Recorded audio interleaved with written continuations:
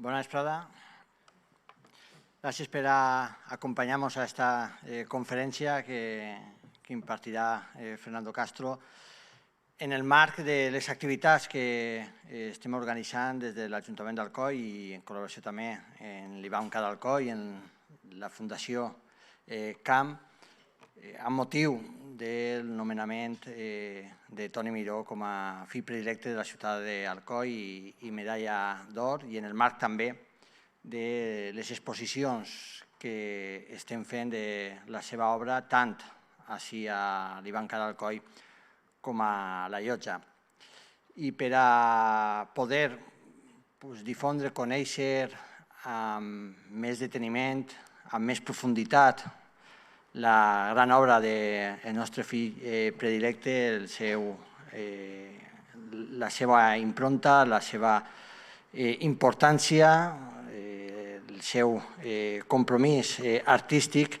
Tenim a Fernando Castro, que a banda d'amic és doctor en Estètica per la Universitat Autònoma de Madrid, de la que és professor titular, i col·laborador de moltíssimes publicacions com El País, Diario 16, El Independiente, El Sol, El Mundo. Ha desenvolupat també la seva activitat com a crític d'art a la secció de l'ABC Cultural i també dirigeix la revista Quadernos de l'IBAM. A més, forma part del patronato del Museu Nacional d'Art Reina Sofia i ha comissariat més d'un centenar d'exposicions i algunes d'elles del nostre artista de Toni Miró. Sobretot també perquè és un gran coneixedor de l'obra d'Antoni i a més un gran crític d'art que ara podrem conèixer també el seu profund coneixement de l'art i de l'obra d'Antoni Miró.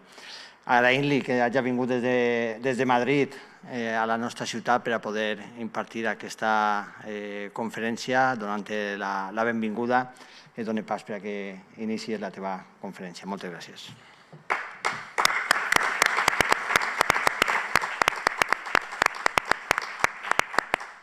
Muchas gracias, alcalde. Muchas gracias también a todos ustedes, a todos vosotros por haber venido esta tarde. Siempre que vengo a la Comunidad Valenciana digo que me gustaría hablar en valenciano y hasta Toni me lo echa en cara y la verdad es que tengo que aplicarme para poder dar la siguiente y lo aseguro en valenciano.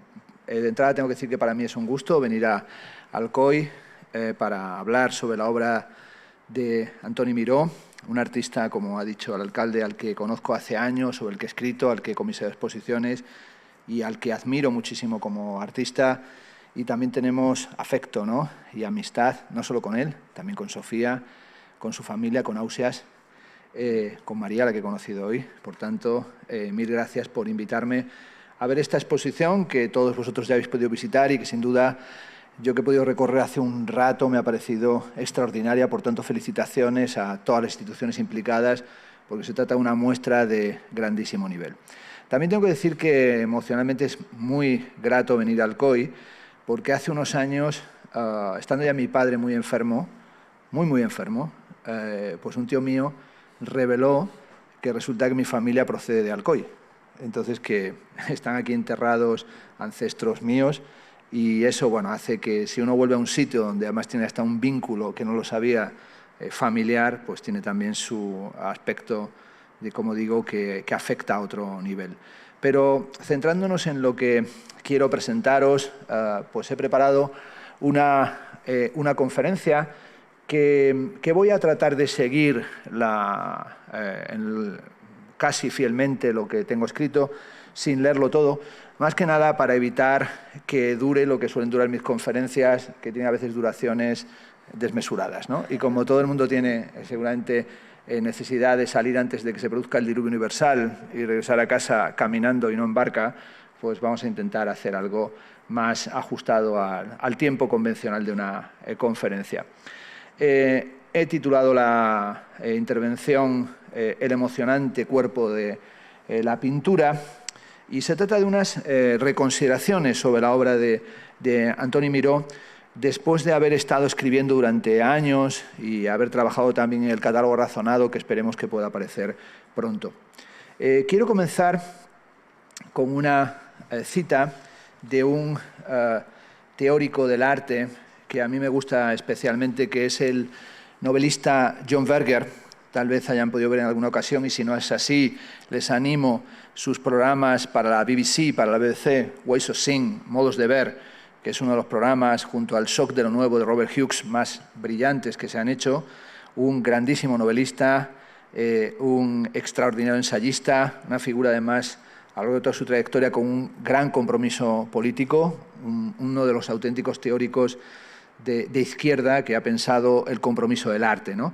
Dice John Berger en un texto sobre el bodegón, sobre lo que son las naturalezas muertas, lo siguiente. Dice así: yo creo, dice John Berger, que uno mira las pinturas con la esperanza de descubrir un secreto. No un secreto sobre el arte, sino con la esperanza de descubrir un secreto sobre la vida. Y si lo descubre, seguirá siendo un secreto, porque después de todo, un secreto no se puede traducir con palabras. Con palabras, lo único que se puede trazar es a mano un tosco mapa para llegar al secreto. En otra ocasión, John Berger, escribiendo un libro con su hija Katia Berger sobre Tiziano, sobre el cuadro Marsias desollado de Tiziano, dice que tal vez toda la historia del arte se resuma en el deseo que tenemos de espiar el sueño del ser querido, el sueño de los seres queridos. Por eso estoy poniendo aquí una imagen, la primera de ellas, que es la de un cuadro realmente extraordinario de Pablo Picasso, que se titula La sombra, en la que sale una mujer desnuda y vemos esa sombra, que es la sombra del propio artista, de Picasso, con un tema que también ha tratado constantemente Miró, que es el tema del desnudo. En esta exposición tenemos una gran cantidad de ellos, y que es el tema del pintor y la modelo. Toda la serie de la Suite Bollard, la gran serie de los grabados de Picasso, incluye constantemente ese tema del Minotauro, el artista como Minotauro, con esa dimensión salvaje, el ser extraño dentro del laberinto, que solo Ariadna y Teseo serán capaces de acabar con él, que está levantando el velo, las sábanas de una cama, y contemplando el cuerpo de la mujer desnuda a la que ama. Todos los que, y muchos de los de aquí, por la edad, supongo, somos o hemos sido padres o seguimos siendo padres, recordamos esos momentos en los que, cuando nuestros hijos eran pequeños, espiábamos constantemente el sueño de nuestros hijos, ¿no? Y nos quedábamos allí embobados viendo cómo respiraban, e incluso les quitábamos los pañales y nos fascinaba hasta ver que habían cagado, ¿no? Eso era motivo de asombro y de admiración, ¿no? Ya eso no pasa en el resto de su vida, porque los hijos siguen cagándose hasta el final de los días, pero en cualquier caso de pequeños nos admiran, ¿no? Ese momento en el que uno quiere estar lo más cerca que pueda estar. Ese deseo de estar cerca es en realidad el deseo de estar cerca del secreto del arte. En realidad el secreto del arte lo describió ya Plinio el Viejo en su Historia Naturalis, cuando dice que el arte de la pintura empezó cuando la hija de Butades, marchándose su amado a la guerra, dibujó la sombra de su amado en el muro. Por lo tanto, todo arte es arte de sombras, en griego, esquiagrafía. Es decir, todo el arte está marcado, lo sepamos o no, por la melancolía. Es esa sensación de tristeza, de algo muy bello, que sin embargo es algo muy bello y efímero, como lo es la pintura y como lo es sobre todo y prodigiosamente la música.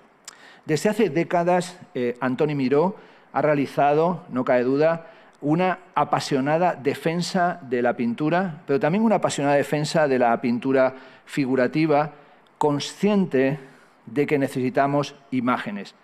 O en cierto sentido, recuperando la polémica iconoclasta de los bizantinos, conscientes de que sin icono no hay nada. Por ejemplo, uno de los más importantes textos del mundo bizantino en el combate de los iconoclastas, un texto de Nicéforo, dice lo siguiente: no es Cristo, sino el universo entero el que desaparece si no tenemos imágenes. Sin imágenes de Cristo no existe el mundo. Bueno, esta es la polémica que todo el mundo conocerá si se educó en la religión bíblica, y es la famosa polémica sobre el vellocino de oro, es decir, sobre el papel de las imágenes en la dimensión de la fe, Como sabemos, Moisés va a recoger las tablas de la ley y cuando regresa se encuentra que el pueblo está adorando unas imágenes. El famoso mandamiento, no haréis imágenes de nada que esté ni por encima ni por debajo de la tierra, porque todas esas imágenes lo que hacen es recuperar el animismo. Y el combate constante a través de la historia de la cultura es el combate entre el animismo y la religión del texto. La religión del texto es la religión judía, es toda la Torá, y es el verboten, la prohibición de las imágenes que atraviesa la historia de la cultura. En muchos momentos hemos pensado que las imágenes eran la dimensión bíblica, la enseñanza didascálica para los analfabetos, para los que no sabían leer. Sin embargo, hoy sabemos que sin imágenes el mundo no se sostiene y nos encontramos en una época que sufre lo que llama el fotógrafo Joan Fontcuberta el tsunami de las imágenes. Es decir, tenemos más imágenes que las que necesitamos, pero también tenemos que filtrar esas imágenes porque tenemos, lo sabemos todos, muchos datos, mucha información y escaso conocimiento. En este sentido, también Miró sabe que sin imágenes no hay nada. Arthur Danto, el teórico del arte, el teórico americano, señaló ya hace un tiempo, en el año 1972, que nos encontramos en la época, lo llamó él, del fin del arte o del fin de la historia del arte. Desde entonces han proliferado, a los que os interese la teoría del arte, muchísimos discursos sobre la muerte del arte, sobre la muerte de la pintura, basándose en muchos casos en argumentos propios de una suerte de, vamos a llamarla así, lógica darwinista de la historia, y tienen que ver también con el discurso de la posmodernidad, que era la incredulidad, decía Jean-François Lyotard en el año 1979, ante los grandes relatos. Es la época del cuestionamiento de las formas tradicionales de la representación, pero sobre todo es la necesidad de nuevas formas de existencia estética que vayan más allá de la pintura y que tienen que ver también con todas las transformaciones del arte que hicieron que apareciera Fluxus, el arte conceptual, el minimalismo, las instalaciones, y hubo una especie de sensación de culpabilidad de la pintura. En cierto sentido tiene mucho que ver eso con lo que sería la gran crisis que en el arte del siglo XX supone el ready-made duchampiano, ¿no? Aquella famosa frase de Marcel Duchamp que dijo que había un refrán, que existe de hecho en Francia, que dice tonto como un pintor, ¿no? Tonto como un pintor. Y dice, yo no quería ser tonto, quería ser alguien que tuviera un propósito conceptual. Recordó también la frase de Leonardo que dice, la pintura es cosa mental, ¿no? La pintura es cosa mental. La pintura no tiene nada que ver con la trementina. Lo que está claro es que Tony Miró no ha tenido ninguna sensación de culpabilidad ni de miedo y para él en ningún caso la pintura está muerta ni se ha producido el fin de la historia del arte que encontraríamos, por ejemplo, cuando Andy Warhol, el que vemos ahí, presentó en otoño del año 64 sus famosas latas de estropajos brillo en la Stable Gallery, que para él esta exposición de Warhol era en cierto sentido el fin de la historia del arte. Es decir, si podemos entender que el arte son unas latas de sopa Campbell o unas cajas de estropajos brillos o unas cajas de Kellogg's pintadas a mano, si esto es arte, ¿qué sentido tiene que sigamos pintando? ¿Qué sentido tiene mantener, por ejemplo, todavía lo que era el proyecto pictórico de los expresionistas abstractos americanos, de Jackson Pollock, de Clifford Steele, de Motherwell o sus equivalentes en España, como sería el caso de Dawal Setz, ¿no? De Tony Tapies, o como sería el caso del grupo El Paso en Cuenca, de lo que era Saura, de lo que era Torner, de lo que era Rueda. Es decir, ¿qué sentido tiene seguir aplicándose al proyecto de la pintura cuando en realidad nos encontramos en plena sociedad de consumo? No cabe duda de que cuando arranca, y en esta exposición aquí se puede apreciar, cuando arranca Tony Miró su proyecto artístico en los años 60, Miró va a prestar atención a este debate sobre el sentido de las imágenes en relación principalmente con el pop. Y podemos ver todas esas obras de su primera época en las que esa presencia del pop es decisiva, también en diálogo con lo que fue el archiconocido por todos ustedes pop valenciano y cómo el pop en Valencia, que tuvo una enorme importancia en ese tiempo del franquismo y del llamado tardofranquismo, que tardó en dejar de ser algo así como un sistema tiránico institucional, pues en esa época el pop español tenía sobre todo una enorme dimensión política, o por lo menos una dimensión más política que el pop norteamericano. Es decir, el pop norteamericano de Warhol parecía para algunos un elogio de la sociedad de consumo, como lo podemos apreciar por sus representaciones de todos los elementos que encontramos en los supermercados. Él mismo se presentaba habitualmente como una grabadora, como una máquina de fotografiar. Es verdad que ahora, cuando han pasado los años, comenzamos a ver el pop americano y el de Warhol como algo que no era solamente un elogio de lo que hay, una defensa del status quo, sino que en cierto sentido también Warhol tiene ribetes políticos. Bien es verdad que un poco ocultos, ahí nos encontramos que los superstars o que el mundo de las superstars warholianas son héroes caídos, figuras suicidas, como es el caso de Marilyn Monroe, figuras asesinadas, como sus cuadros de John Fitzgerald Kennedy, figuras también héroes caídos, como Elvis Presley, o cuando hace la serie extrañísima sobre Mao Zedong, es decir, hacer una serie de cuadros de 3x3, 5x5, llegó a 5 metros por 5 de Mao Zedong en los Estados Unidos, parece que algo político debían de tener entre manos y que no era meramente una máquina de registrar. E incluso la forma en la que Warhol fue codificando su propia y acomplejadísima homosexualidad, creo que hoy puede ser reinterpretada en clave política. Pero no cabe duda de que los cuadros del equipo Crónica, e incluso los cuadros más de realismo figurativo que de arte pop de Eduardo Arroyo en Francia, en esa época, eran cuadros claramente contestatarios, como lo son todas las series de Tony Miró, por ejemplo, sobre el dólar, el símbolo del dólar, o sobre sus reflexiones sobre el militarismo norteamericano. Por cierto, piezas que hoy, cuando las volvemos a hacer y las recontextualizamos en el clima de geoestrategia de guerra mundial contemporánea, adquieren otro sentido, ¿no? Es decir, nos hablan también de lo que son hoy las situaciones geoestratégicas en un mundo que ya no es el mundo del telón de acero, ya no es el mundo de aquella bipolaridad entre Unión Soviética y Estados Unidos, sino que ahora es ese mundo multifactorial en el que, en realidad, el posicionamiento de todos contra todos crea una guerra que finalmente destruye a la sociedad en su conjunto. Quería, en el día de hoy, hacer, como os decía, unas consideraciones genéricas. Muchos de vosotros conocéis sobradamente la obra Show, ¿no? Habéis escrito sobre la obra de Tony y conocéis perfectamente su trabajo. También acabo de saludar ahora a José Luis Antequera, que ha escrito también sobre Tony. Por tanto, haré unas consideraciones que a algunos os van a sonar muy cercanas. Por un lado, me gustaría señalar que para Tony Miró la pintura es una cuestión que tiene que ver no solo con el virtuosismo pictórico, sino también con la conceptualización. Es decir, está muy alejado de una mera representación de la realidad. Tiene que ver con esta idea de la exactitud y de la exactitud en el sentido en la que la entendía Italo Calvino cuando preparó en el año 84 sus conferencias para las Charles Eliot Norton Lectures en Harvard, que se titularon Six Memos for the Next Millennium, 6 propuestas para el próximo milenio. Una de ellas era exactitud, no llegó a impartir esas conferencias, pero la exactitud está relacionada también con la dificultad de encontrar exactitud en un mundo marcado por el ruido. Ese mundo es indudablemente nuestro mundo.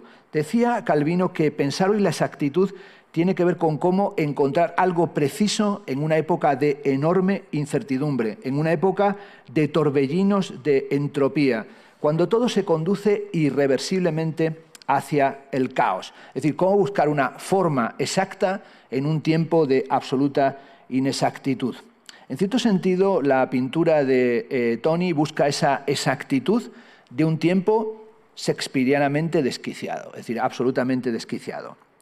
Leonardo da Vinci, al explicar el carácter de la imagen, dijo lo siguiente: la pintura no está viva en sí, pero sin embargo es capaz de expresar la vida de los objetos vivos. Los cuerpos pintados por Antoni Miró han sido sometidos, da a veces la impresión, a lo que llamaríamos un proceso de ralentización que tiene en cierto sentido el deseo, creo, por parte de él, de retener el placer de los cuerpos y criticar los acontecimientos de nuestra época, pero sobre todo sustraerlos del olvido, es decir, sustraerlos de esa dimensión en la que todas las cosas son entregadas constantemente al olvido. En una época, la nuestra, que es una época absolutamente amnésica, es decir, una época completamente desmemoriada. Es como si hubiésemos caído en el país de los lotófagos de la Odisea homérica. Esto es un mal ahora contemporáneo absoluto, es decir, cuando hablas con cualquier persona, por más culta, leída y estudiada que esté, sobre todo lo que vemos es que no se acuerda de nada, es decir, no se acuerda de nada, ha olvidado los libros que leyó, no recuerda las músicas y los discos que escuchó, no recuerda el título de las películas que vio, y a mí me pasa con los alumnos que ni siquiera recuerdan que les di clase, lo cual es normal, pero bueno, ya no se acuerda de nada. Hay gente que no recuerda ni cómo se llamaba su pareja, con lo cual, pero incluso eso ya hace tiempo causaba como sensación de incertidumbre, de ansiedad, no me acuerdo de nada, pero hoy en día la gente va con un relajo total, como diciendo, no me acuerdo de nada. O sea, y yo creo que es sobre todo una suerte de resistencia psicológica frente a la dimensión deprimente del presente. Es decir, nuestra época no tiene que tener nada memorable, porque si la recordáramos, la recordaríamos como una época atroz, es decir, como una época que solamente nos llevaría a sentir mayor sufrimiento todavía en nuestro estado, en nuestro ánimo. Por tanto, hay una especie de conjura contra la desmemoria y el olvido en la obra de Tony Miró. Una obra que tiene, no cabe ninguna duda, un enorme diálogo con la fotografía, pero al mismo tiempo no es meramente fotográfica. Tiene que ver con la fotografía, sobre todo en una dimensión barthesiana, es decir, en aquello que Roland Barthes estableciera en su bellísimo libro La chambre claire, la cámara lúcida, cuando hablaba de que la fotografía es en realidad una batalla contra el olvido. En ese libro, La chambre claire, lo escribe cuando ha muerto su madre, toma una frase maravillosa de Sigmund Freud, que dice Sigmund Freud, uno con propiedad solo puede decir que ha estado en un sitio, y ese sitio es el seno materno. Y él está buscando una fotografía, muerta su madre, al morir un ser querido, todo el mundo lo sabe, se inicia un proceso que es la elaboración del duelo, cada uno lo lleva como puede, pero es un proceso dificilísimo, y en esa Trauer, ¿no?, en ese proceso de elaboración del duelo, él decide hacer lo que se hacía y lo que en cierta medida hace todavía mucha gente, que es buscar una imagen que condensara todo lo que significó para él su madre, o todo lo que significó para él el ser al que más quiso, que era su madre. Y entonces acude donde se acudía, que era a las cajas de costura, ¿no? Esas cajas de costura donde se guardaban las fotografías antes de que existiera el teléfono móvil y hiciéramos la fotografía a saco con el teléfono móvil, ¿no? Todos, los que tenemos edad, sabemos que se guardaban las fotografías en cajas de costura e incluso en esas cajas de costura que todavía están por ahí, seguro en los desvanes y en los almacenes y en las partes de arriba de los armarios y las estanterías, a veces había fotografías, todo el mundo las recordará, en las que había gente que estaba recortada, ¿no? Y había gente a la que se les había sacado, no había Photoshop, ¿no? Se les había sacado de las fotos con la tijera. Yo recuerdo fotos que tenía mi bisabuela y a veces quedaba solamente una tirita así y le decía a la bisabuela, ¿qué foto más pequeña, qué estrecha? Y dice, no falta gente, es que no salieron bien, ¿no? Los había recortado y habían ido desapareciendo, indeseables de la familia, ¿no? Gente que ya no tenía que salir en la familia, ¿no? Y estas fotos están ahí en la caja de la costura, porque en el fondo tejíamos con el hilo de nuestro relato, tejíamos con el hilo de nuestra memoria la propia experiencia de lo perdido en la existencia, es decir, cosíamos fotografías y las cosíamos allí para que siguieran significando algo para nosotros. Y Roland Barthes allí crea una noción que es la de punctum, punto, detalle, frente al studium, el significado general de las imágenes, porque cree que es el detalle el que activa las imágenes. Y dice, en realidad, la historia de las imágenes es la historia de cómo las imágenes te afectan. Touché, como en la esgrima, tocado. Es decir, cuando eres tocado por las imágenes. Y cuando uno ve una exposición, más allá del conocimiento que tenga de las obras que en realidad nos importan son las que nos hacen un touché, las que nos tocan, las que nos punzan, las que hacen que surja esa necesidad de coserlas y tejerlas con el hilo narrativo, con la forma de construcción de nuestra propia experiencia. Por tanto, las imágenes fotográficas, las imágenes puntuales, punzantes, touché, de las que parte Tony Miró, son imágenes que se van trenzando a través de todas sus imágenes para crear un mundo que se va tornando, a medida que él lo ralentiza, lo fija y lo sedimenta, en un mundo consistente. Y la pregunta que se hace es la de si todavía pueden hablarnos y hacer que experimentemos algo las imágenes, las representaciones pictóricas. Entendiendo sobre todo que la pintura no se apoya en una multitud inconsistente, sino que se sostiene sobre un proceso que en realidad tiene un carácter psicoanalíticamente deseante, ¿no? Sabemos por Lacan, pero lo sabemos también sin necesidad de haberle leído, que el deseo es siempre el deseo del otro. Es decir, no es tu deseo. Eso es narcisismo puro y duro, eso es autismo, eso es onanismo, lo sepas o no. En realidad el deseo es el deseo del otro. Por tanto, no me miras desde donde yo te veo. Yo estoy mirando aquí a Sofía desde aquí, ella me está mirando desde allí. Y es esa asimetría del lugar desde el que miras y desde el lugar desde el que eres mirado lo que el arte quiere reflejar a través de la cuestión del pintor y la modelo. Y sin duda, Toni lo ha hecho no solamente retratando cuerpos y dando cuenta de dimensiones histórico-sociales, sino también siendo extremadamente generoso en sus homenajes y reconocimientos, como sucede, por ejemplo, en su serie de los personajes, en la que ha presentado el magma y el campo, la cartografía a través de los retratos, de las figuras que le han influenciado, de aquellos a los que admira, de aquellos a los que ha querido, de aquellos a los que sigue leyendo, admirando y que siguen siendo un referente para él. En cierta medida retratando a todos esos personajes que además tienen que ver con una cultura, con la cultura que él ha defendido y ha apoyado, nos presenta una multitud que es una multitud que apela e interpela a un nosotros. Es decir, no es únicamente un espejo de sus inquietudes, es un intento de crear lo que siempre quiso crear el arte, que es una comunidad, una colectividad. Porque el arte no es meramente lo que me gusta, ¿no? Como si fuera el juicio que uno tiene cuando va a un restaurante y pide un plato y a mí me gusta o no lo que hemos comido hoy, ¿no? Un arroz con sepia y alcachofas, que estaba bastante bueno, por cierto, sino que en realidad tiene que pensar que el arte es siempre la construcción de una comunidad, y de una comunidad que tiene inevitablemente una dimensión política. Hay muchas veces gente que se enfada porque cuando estás hablando de arte introduces elementos políticos y dicen, es que estos son unos ideólogos, estos han politizado el arte, esta gente ha pervertido la dimensión autónoma del arte que trata de la belleza. Hay que decir una cosa muy clara, esa gente son unos analfabetos absolutos, que ni siquiera saben lo que están ignorando. El arte es desde el comienzo un proyecto político. Esa es la única razón por la que Platón expulsa a los poetas en la República, porque tienen carácter político. Si no lo tuvieran, los dejaría ahí como unos idiotas perfectos, como unos inútiles que no aportan nada. El arte siempre tiene que ver con la polis, con la ciudad, con lo político. Otra cosa es que sea partidario y sea un arte de pancarta y de panfleto, o sea agitprop, arte de agitación y propaganda, pero el arte siempre tiene una dimensión política.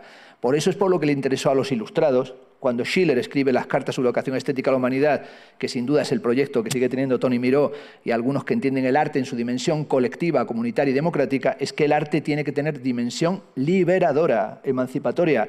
Si únicamente es para barnizar el nuevo riquismo, pues no tendría ninguna misión. Es decir, yo no me hubiese dedicado a estudiar el arte, a dedicar tantos años a estudiar la estética, si no tuviera que ver con la construcción de lo común, con la construcción de la comunidad. Esa es la única razón por la que el poder político y las instituciones políticas tienen que apoyar el arte, porque tiene dimensión de construcción de comunidad. Si únicamente fuera algo así como gusto individual, podría dejarse al albur, no solamente de los particulares, sino incluso del mercado y de las exigencias decorativas de cada quien. Lo que hace el arte de Miró es, sin duda, retratar y rendir testimonio de aquello que no puede ser olvidado. Antoni Miró, sin ningún lugar de dudas, pinta confiando en los colores, porque él entiende, como todos los grandes pintores, que los colores están inscritos en la carne e inscritos también en la carne del mundo. Se trata, como dijo Picasso, y creo que Toni lo comparte, de pintar para, decía Picasso, incorporar la mayor humanidad posible en los cuadros. Picasso, que es un artista al que yo tuve cuando era muy joven, mucha manía, es una enfermedad como la propia juventud que se pasa con el tiempo, pero cuando han pasado los años cada vez veo más su grandeza. Es un artista sobre el que tenemos a veces la imagen que solamente era un intuitivo y que no tenía un discurso propio y que carecía de reflexiones específicas sobre lo que hacía.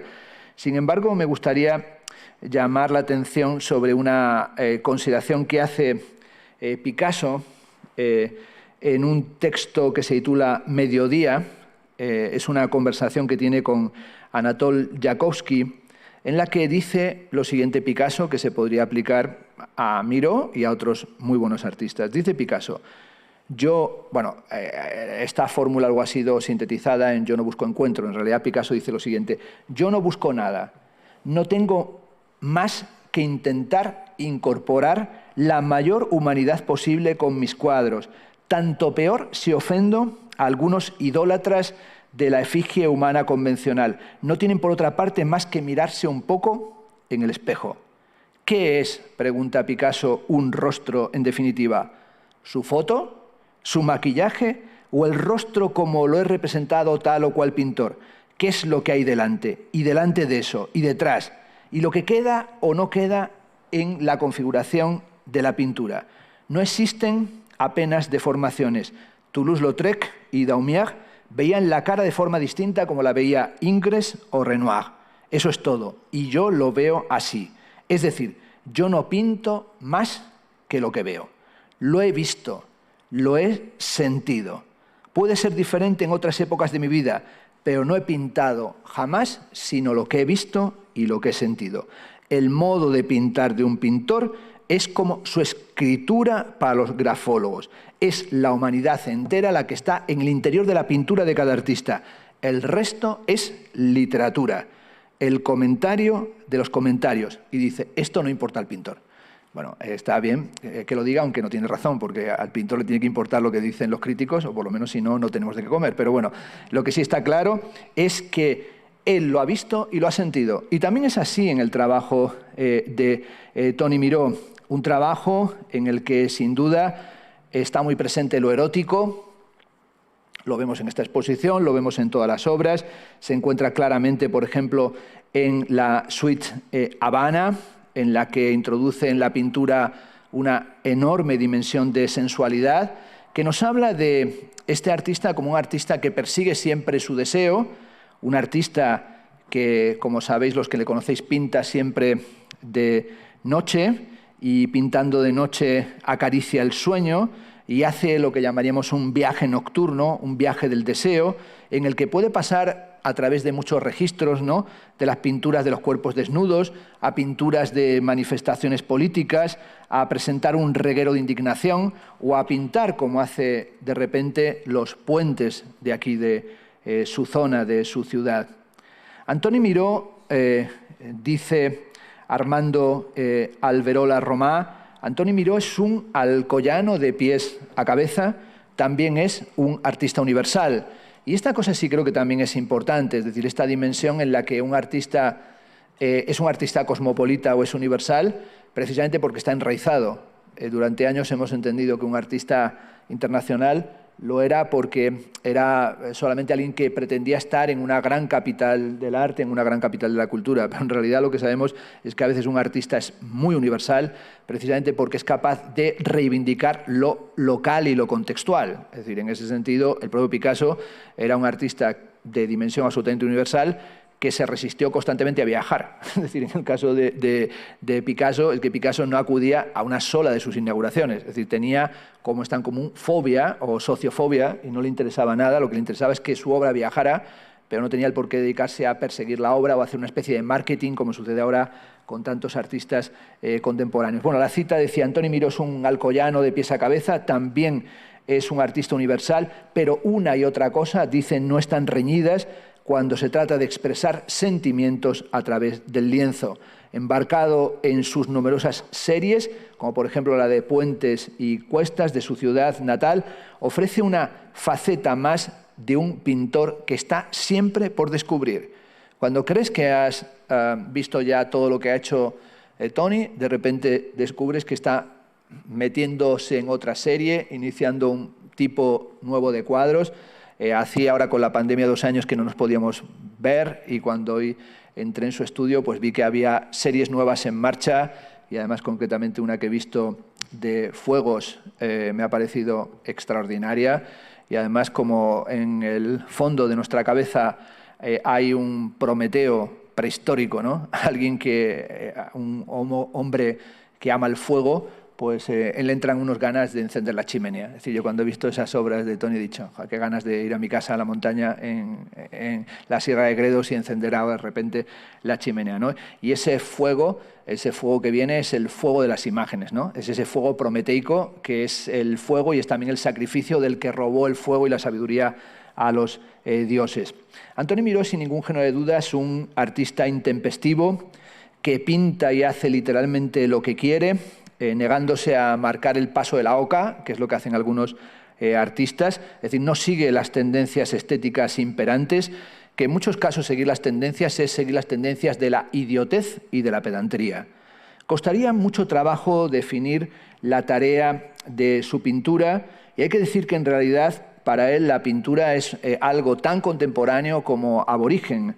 Así recordaba, cuando escribía el texto para el catálogo de esta muestra, una declaración que hace Pontormo en una carta a Benedetto Carchi, es decir, hace muchísimo tiempo, en la que dice: la pintura no es nada más que una pieza de algodón tejida por el infierno, que dura poco y que tiene un precio reducido.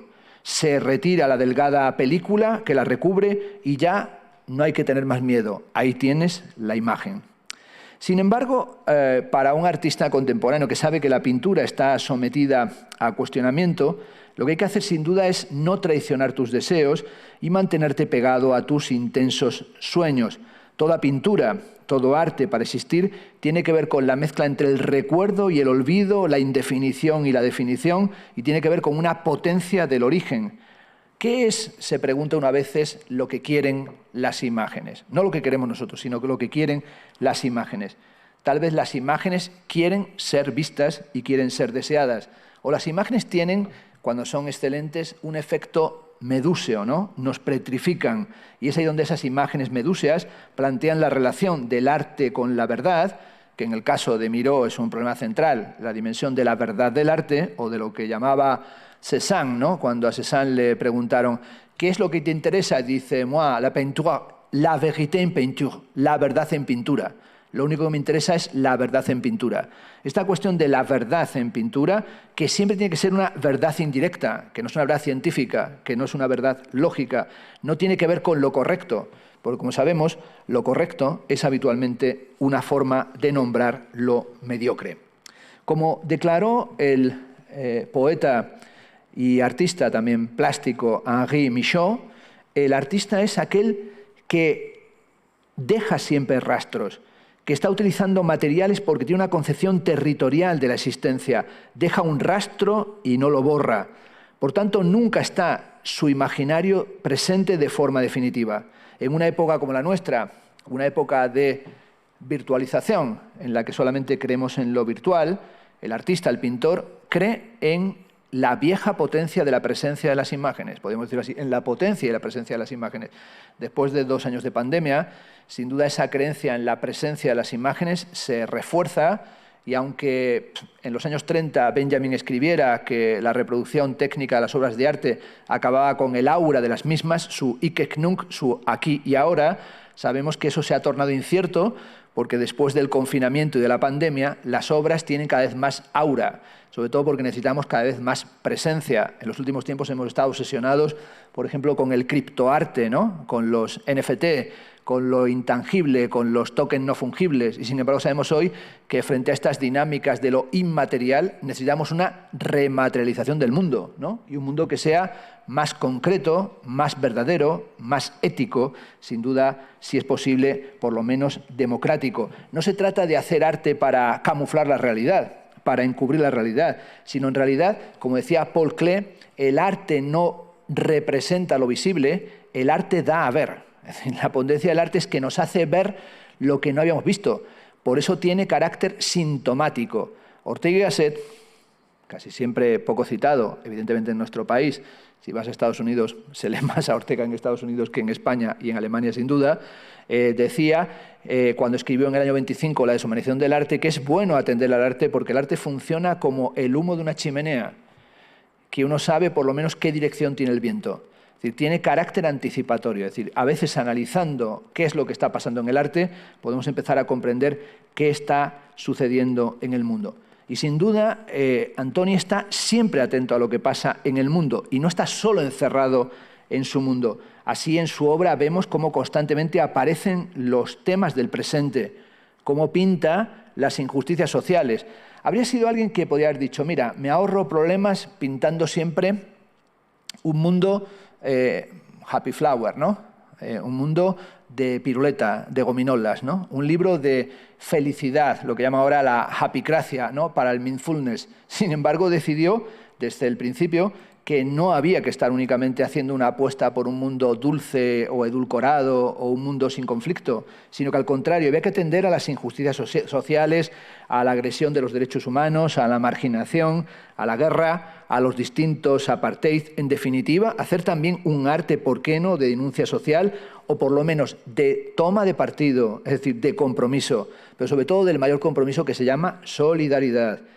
Cuando los vientos de la historia cambian, en realidad también hay que pensar que esos vientos de la historia nos obligan permanentemente a corregirnos, porque si no nos corrigiéramos no seríamos otras cosas que unos dogmáticos. Pero si también ha dado cuenta de las injusticias sociales, también una y otra vez ha traído a colación cuestiones que tienen que ver con Valencia y lo valenciano, ¿no? Como cuando hizo la serie del Tribunal de las Aguas, en las que también introducía tanto una reflexión sobre el Tribunal de las Aguas cuanto una reflexión sobre el territorio y sobre el ecologismo y sobre la discusión pública, sobre las formas de articulación de la sociedad a través de un mecanismo como era el del propio tribunal.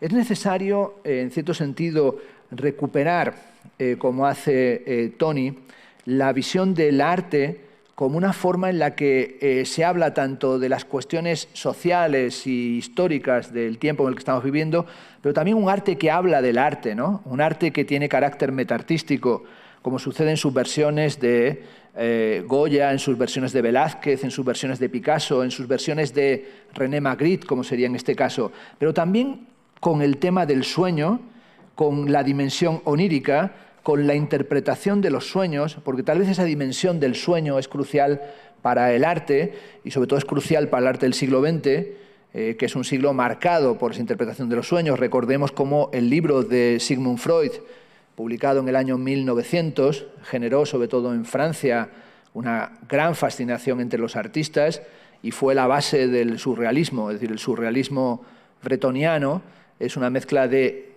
freudismo, de mundo freudiano y de trotskismo y de fascinación por la revolución bolchevique, ¿no?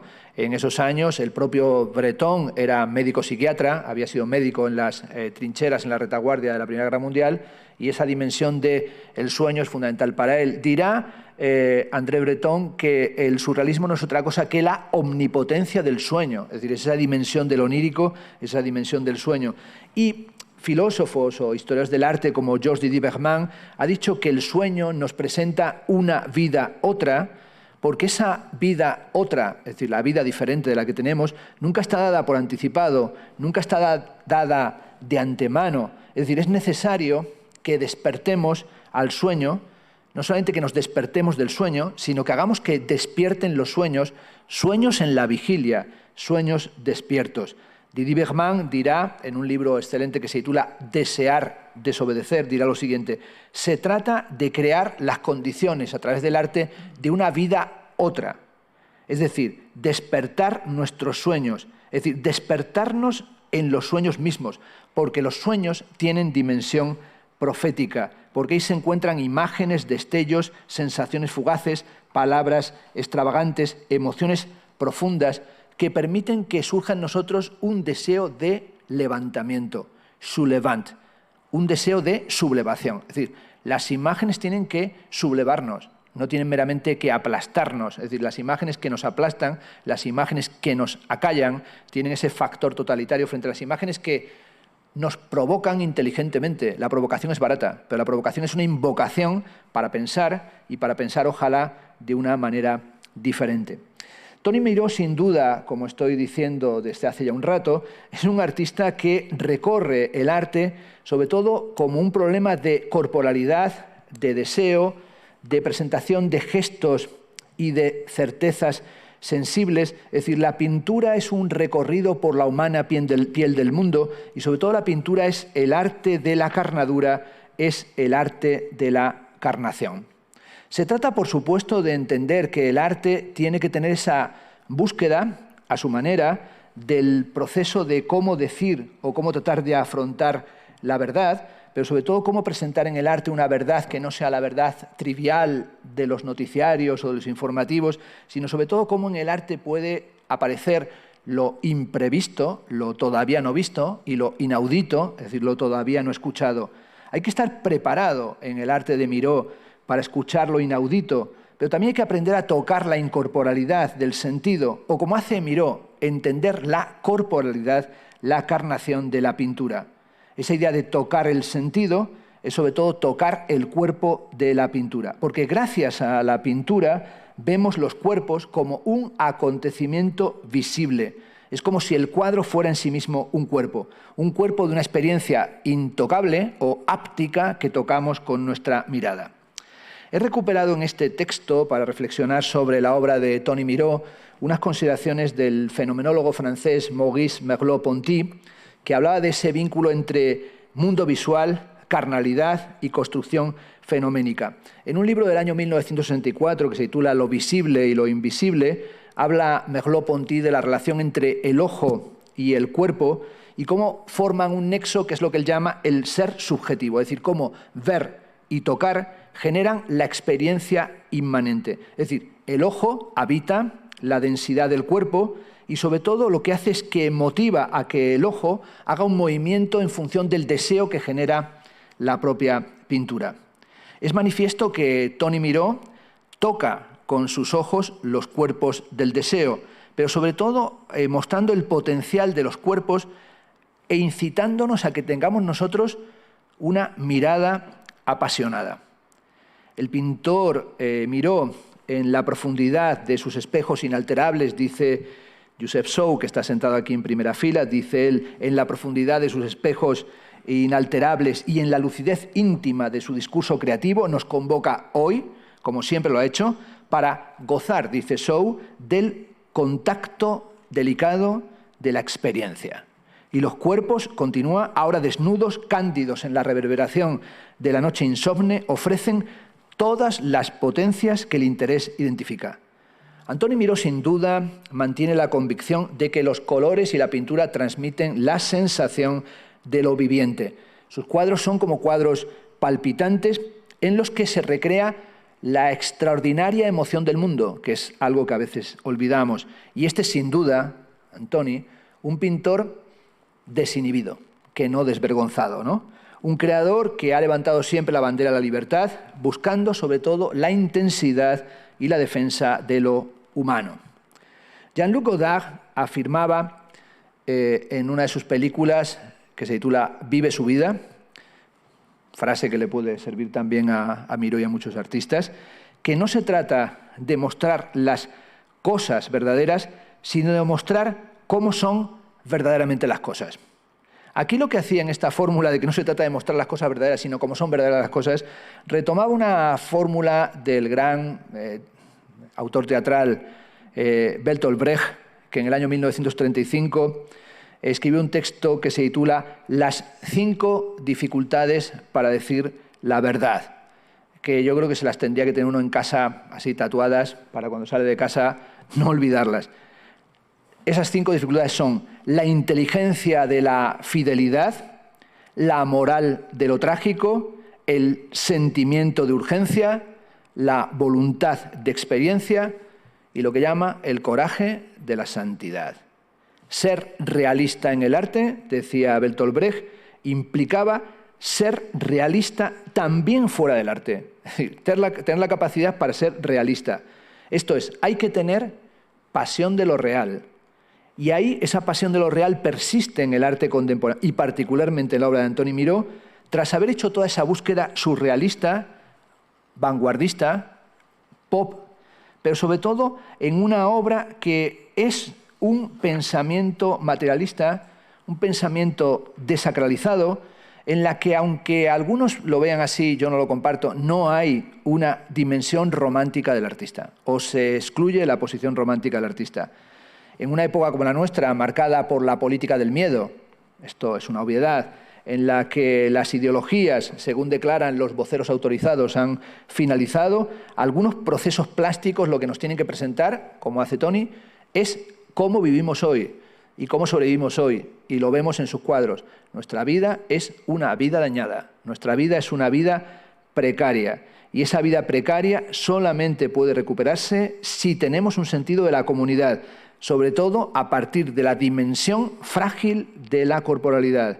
En un mundo, decía Ernst Fischer, en donde la conciencia del hombre está retrasada con respecto a las cosas, en la que creemos que todo puede ser conducido, esto lo dijo hace muchos años, por un cerebro electrónico, la más mínima falla mecánica, la tontería o la imprudencia de un piloto de un bombardero pueden hacer que tengamos catástrofes inimaginables. El lenguaje del periodista, el del propagandista, el del político, no bastan para una visión clara de la realidad. Necesitamos un sentimiento que no sea el de la impotencia. Necesitamos recobrar la naturaleza del testimonio en el arte. Como decía Hannah Arendt, no basta con mantener los ojos abiertos. Para ver, nos encontramos siempre con un verdadero campo de escombros.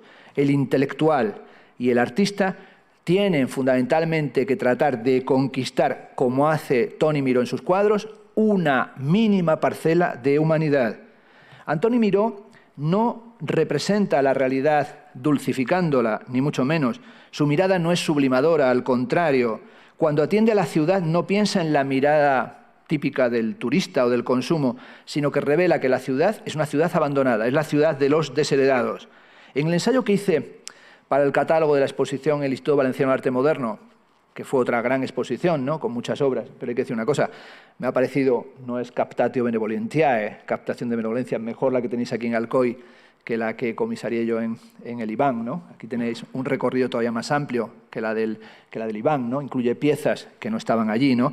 Pues en esa ocasión, cuando hice el catálogo de la exposición en el IBAN, hablé de la importancia de la serie de los marginados, que está aquí al final del recorrido, ¿no? Hay una pared en la que hay algunos de esos cuadros, y sobre todo de las pinturas de esos homeless, en contraste con los cuadros que están también aquí de los museos, ¿no? Esos museos, esos edificios como el Guggenheim de Bilbao, es decir, esos grandes museos contemporáneos, y como por un lado tenemos esos espacios maravillosos que son los museos, y luego tenemos la ciudad que nadie quiere contemplar, la ciudad de los sin techo y la de los homeless, ¿no? Y esta mezcla de memoria cultural y de experiencia de los que carecen de hogar habla del imaginario crítico de este artista de Alcoy. Una de las intensas series que presentó en la base, en la exposición en la base en Valencia, fue la de las pinturas de las manifestaciones realizadas en los últimos años, de la que hay también aquí una selección. Antoni Miró parte en ellas, como sabéis, de fotografías, de imágenes de la prensa, de esas manifestaciones políticas, y realiza una peculiar revisión del tiempo de la indignación.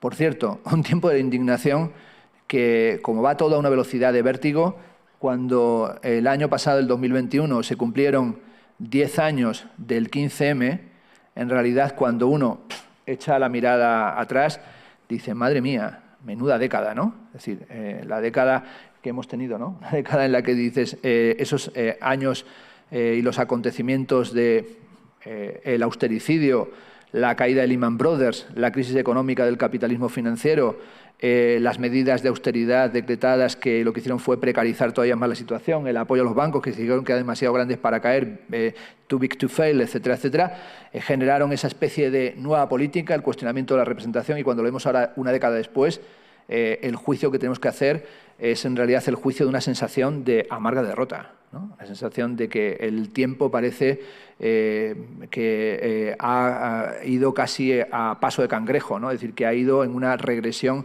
realmente impresionante, ¿no? Y solamente pensar qué es lo que se ha meditado ahora de la década transitada, de la década transcurrida, nos habla de la dificultad para pensar nuestro presente político. Es decir, si se pone uno a pensar las demoliciones de todos los que tienen una edad como la mía o incluso superior, ¿no? Que hemos experimentado la caída del muro de Berlín, la caída de las Torres Gemelas, la caída del sistema del turbocapitalismo en el 2008-2009, la crisis del COVID, es decir, que hay uno que dice, somos como expertos en demoliciones, ¿no? Alguien dice, nos falta que caiga un meteorito sobre la Tierra, que es lo que anuncian, según parece, para dentro de 32 días, pero en realidad ese meteorito que va a acabar, dice la gente, esto es como los dinosaurios, ¿no? Que se extinguieron de la faz del planeta porque cayó un meteorito. Y hay que decir, amigos míos, el meteorito se llama la humanidad. Nosotros somos el meteorito. No hace falta que caiga nadie. Ya nos la arreglamos nosotros para destruirlo todo de una forma prodigiosa. Decía Filippo Tommaso Marinetti, cuando fundó las vanguardias en su famoso manifiesto de Le Figaro: un automóvil a toda velocidad es más bello que la victoria de Samotracia, ¿no? Esa frase siempre se cita así: un automóvil a toda velocidad es más bello que la victoria de Samotracia. Si a alguno le gusta, que lo busque, verá que la frase no se termina ahí. La frase dice: un automóvil a toda velocidad es más bello que la victoria de Samotracia, pero más bella es la guerra. Es decir, los futuristas dijeron que lo más bello del mundo era la guerra. La humanidad, que en la época de Homero era objeto de envidia, los dioses nos tenían envidia porque éramos los efímeros, ha hecho de la destrucción un espectáculo de primera magnitud. Es decir, hemos destruido ese mundo que no es el de la victoria de Samotracia, que es en realidad el de la destrucción completa de la humanidad. En cierto sentido, en los cuadros de Toni Miró, desde sus obras sobre las manifestaciones por la educación, sus manifestaciones sobre la sanidad, todos aquellos fenómenos que vienen desde la primavera árabe a la acampada Sol o al movimiento Ocupar Wall Street, es decir, el reguero de la indignación o las políticas austericidas recogidas en sus cuadros, nos hablan de la intención que él tiene de pensar desde el arte la repolitización del cuerpo social. Hay siempre en él ese ámbito de la manifestación como el momento en que el artista reflexiona sobre los abusos del poder. Una obra de arte, estoy terminando, debería ser siempre capaz de plantearnos una historia, aunque sea petit récit, pequeño relato, una historia narrable, que fuera capaz de establecer un diálogo con los otros. Aunque podríamos pensar que vivimos en el país, como dije, de la amnesia y de los lotófagos, también tendríamos que darnos cuenta de que no basta con la historia con mayúscula, sino que en realidad la historia tiene que ser contrarrestada por el arte, que es una potencia suprahistórica. Es decir, tenemos que tener una concepción intempestiva de nuestro tiempo. En este sentido, la pintura figurativa de Toni Miró no es históricamente mecánica, no es materialismo mecánico, sino que en realidad es una descripción crítica del presente. En un mundo, el nuestro, que está casi totalmente museificado, lo que sufrimos es una crisis completa de la memoria. Tenemos una enorme patrimonialización, pero al mismo tiempo carecemos de la mínima esperanza. El tiempo de la historia no es, por tanto, solamente el tiempo de los grandes relatos, sino que también es la historia del olvidado por la historia, algo que está muy presente en Goya, ¿no? En los fusilados del 3 de mayo o en la lechera de Burdeos.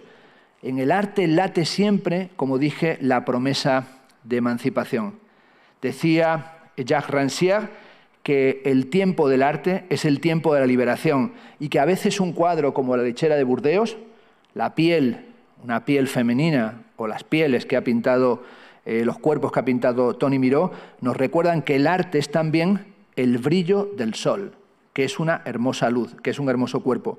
Ese brillo del sol que tiene que ver con la necesidad de encontrar en el arte una mínima chispa de esperanza.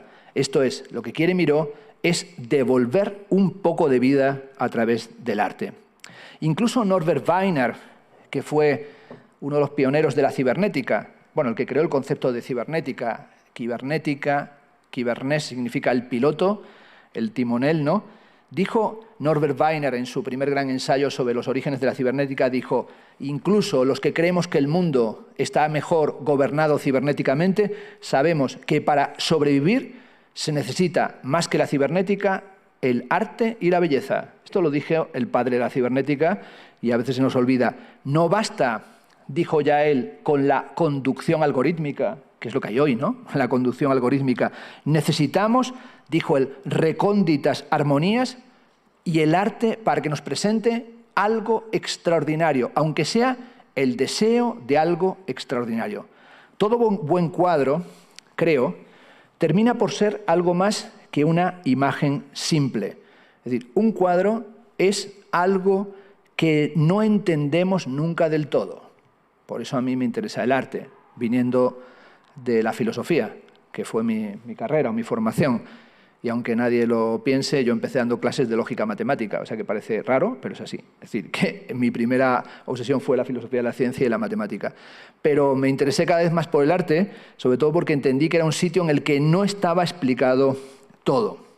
Esa idea de que no está explicado todo es algo que recoge, por ejemplo, Siri Husband en un bellísimo libro que se titula Los misterios del rectángulo, los misterios de la pintura, y dice así: solo sé que nunca me ha fascinado un cuadro que lo entendiera del todo.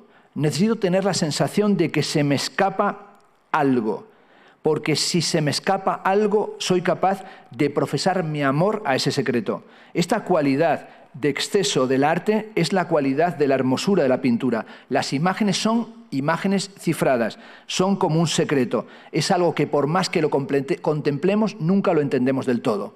Esta dimensión de algo que no terminas de entender del todo es algo que pasa con todos los grandes artistas y con todas las grandes obras, y es algo que también nos pasa a todos los que tenemos que escribir sobre arte, que cuando terminas de escribir y vuelves a ver las obras, te das cuenta que es más lo que te queda por escribir que lo que has escrito, y sobre todo que lo que has escrito no tiene sentido en relación con lo que se te acaba de ocurrir. Y a mí me pasa que cuando veo las obras de Toni digo, pues vaya desastre lo que he escrito, tendría en realidad que volver a escribir da capo, volver a empezar desde el principio a pensar, y esto es algo que a algunos les deprimirá, pero es lo único que torna atractivo la relación con el arte, que nunca te lo aprendiste del todo, que no te sabes la cantinela, que no es un sumatorio de 2 más 2 igual a 4, sino que puede salir una cifra absolutamente inesperada o que nunca se encuentre ni siquiera el resultado del sumatorio.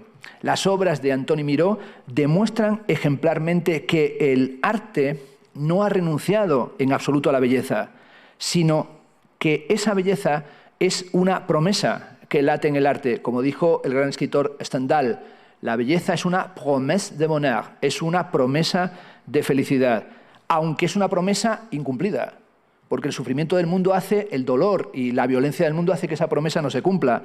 Isabel Clara Simó, figura fundamental para Toni y también imagino para algunos de vosotros, a la que dedicó una de las piezas de la serie de los personajes, subrayó de Toni que es un artista, dice ella o escribió, que ha hecho del cuerpo humano un altar a la belleza. La cita dice así: Antoni Miró ha hecho del cuerpo humano un altar a la belleza desde, dice Isabel Clara Simó, el agujero del culo hasta los altivos pezones. Ha roto normas, que sospecho que es la cosa que más le gusta del mundo, y ha ido abocando a la belleza que han negado siempre las religiones. Para este pintor lo fundamental, insisto, es mantener presente el deseo. Lo fundamental es hacer visibles los cuerpos, tanto los cuerpos individuales cuanto el cuerpo social, porque la sociedad también es una forma de la corporalidad.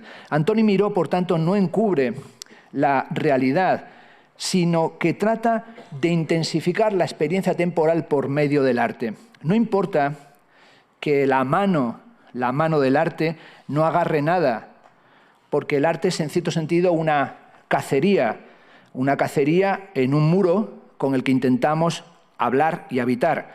Bueno, aquí en realidad recuerdo que el origen del arte es el tacto sobre una superficie material húmeda, ¿no? Recordemos cómo Tapies decía que él encontró los muros, o hizo la serie de los muros un día dándole la vuelta a un cuadro que todavía estaba sin secar, y al tocarlo se quedó su mano impresa sobre el cuadro y sintió que eso era diferente a lo que he hecho hasta ese momento, que era pintura post-surrealista, ¿no? Y sacó esa fórmula que dijo que el arte es el tacto que sensibiliza la materia. Bueno, seas abstracto, seas figurativo, el arte es el tacto que sensibiliza la materia, y eso es algo que no solamente existe ahora, sino que también lo encontramos en esas manos de las cuevas prehistóricas. Es decir, lo encontramos en esas manos que dejaban una impronta, manos que además están, como sabéis, en las cuevas en positivo y en negativo, es decir, que están a veces impregnadas y dejadas, a veces están colocadas y sopladas pintura y solamente vemos el contorno de las manos, y a veces también se ven que esas manos hacen signos, ¿no? Se pensó que eran manos a veces mutiladas, le faltan partes a los dedos, y en realidad son manos que hacen gestos, es decir, no entendemos el código, pero esas manos nos hablan de unas manos de unas manos aborígenes y prehistóricas que querían atrapar algo. ¿Y qué querían atrapar algo en esos muros? La caza, pero no es una caza real, es la caza del sueño. Es decir, querían atrapar un mundo onírico, que es un mundo mágico. En realidad ese mundo mágico es lo único que persigue el arte. Es decir, el arte persigue una magia que no exista, pero que no exista la magia es la condición de posibilidad del arte. Es decir, el arte hace que pensemos constantemente que la magia que no existe tiene que reencontrarse o tiene que fabricarse. En todos los cuadros que ha pintado Antoni Miró se encuentra sin duda una enorme pasión vital, es decir, el deseo de encontrar la semejanza deseada. Si el deseo es el motor de la existencia, esto no cabe duda, en este artista también se aprecia una voluntad de liberarse de las cadenas y las represiones. Atiende sin duda Miró a las cosas que nos permiten sobrevivir y sobre todo nos enseña que tenemos que seguir deseando y palpitando y con pasión en este mundo, porque se trata sin duda de, a través del arte, demorar el instante fatal. Es decir, en el fondo, escribir, componer, pintar, pensar, tener una existencia deseante, es entregarse a la lección de Sherezade. Es decir, hay que seguir contando el cuento, porque mientras contemos el cuento trataremos de evitar el momento fatal. Hay que actuar como Penélope, tejiendo y destejiendo durante la noche lo que tejiste durante el día. Y sin duda ese demorar, ese demorarse, es demorarse para no morir. Es decir, es separarse de la propia muerte. Siempre nos faltará, afortunadamente, una imagen. Esa imagen que nos falta es la imagen del origen. Es decir, Barthes buscaba la imagen de su madre, que no encontró, porque cuando queremos buscar la imagen original, esa no existe. Si la tuviéramos, decepcionaría nuestra búsqueda incesante de un deseo que nunca termina por consumarse. Sentimos que necesitamos esa imagen del origen, pero es una imagen faltante. La tarea de la mirada continúa cuando la escritura concluye. El delicioso momento de la soledad contemplativa, ese momento silencioso, es aquel momento en el que deseábamos que apareciera lo inaudito y deseado. El arte, por tanto, como demuestra Toni Miró, puede servir para denunciar la realidad, pero también tiene que ver con el sedimento de las más intensas experiencias y deseos, porque, como apuntara Julian Barnes, el arte no solo capta y refleja la excitación. El arte no solamente presenta la emoción que encierra la vida. A veces, decía Julian Barthes, el arte va más allá de eso. El arte no representa una emoción, el arte es esa emoción. Muchas gracias.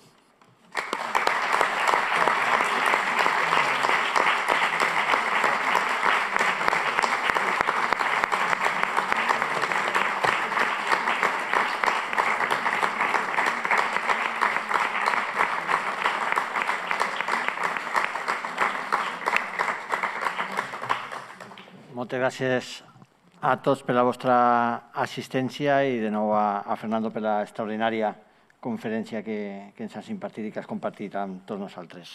Moltes gràcies.